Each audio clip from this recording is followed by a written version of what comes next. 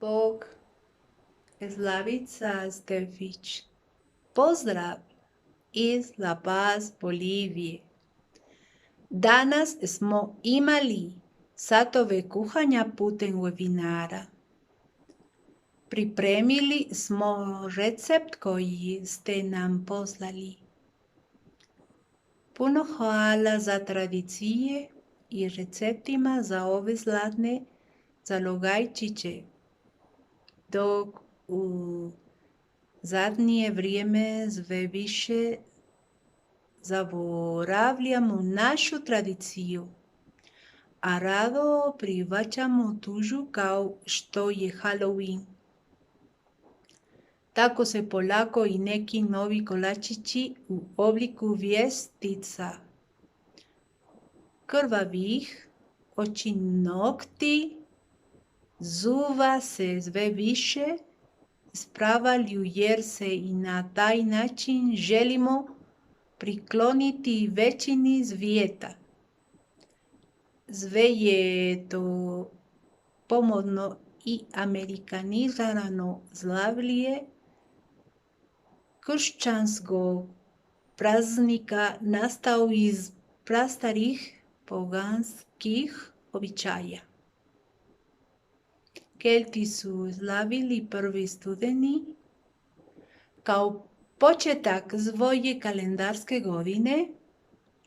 Proslava je bila posvećena ponovno rađanju sunca, zapravo solarni ciklus koji predstavlja umiranje i rađanje.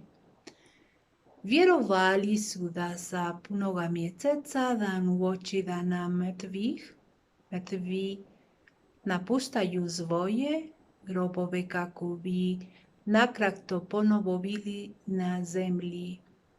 Ljudi su se bojali tog susreta pa su se zbog toga prekrivali zastrašujućim maskama i stavili su veliku buku kako bi ih potjerali od sebe. Mnogi slave Halloween i ne znajući što slavi. Ne želim nikome nametati što i kako se mora slaviti.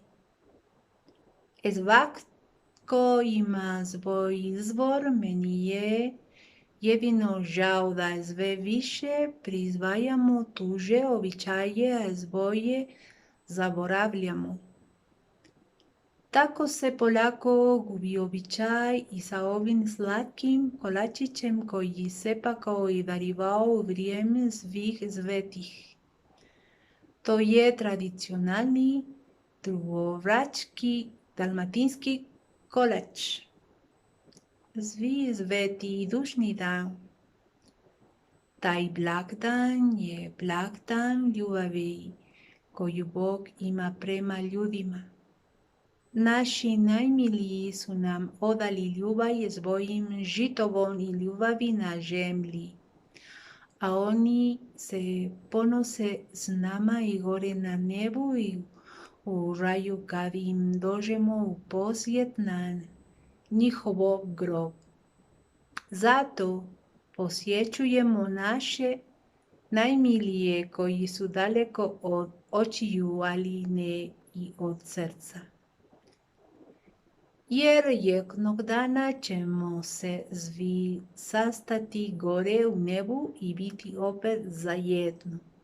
Puno hvala Glas Hrvatske na receptu, na svoj podršci i prokivanju. Sljedeći tjedan u goste dolazi Davor iz Hrvatske kuhinje Čilea. Bog, doviđenja.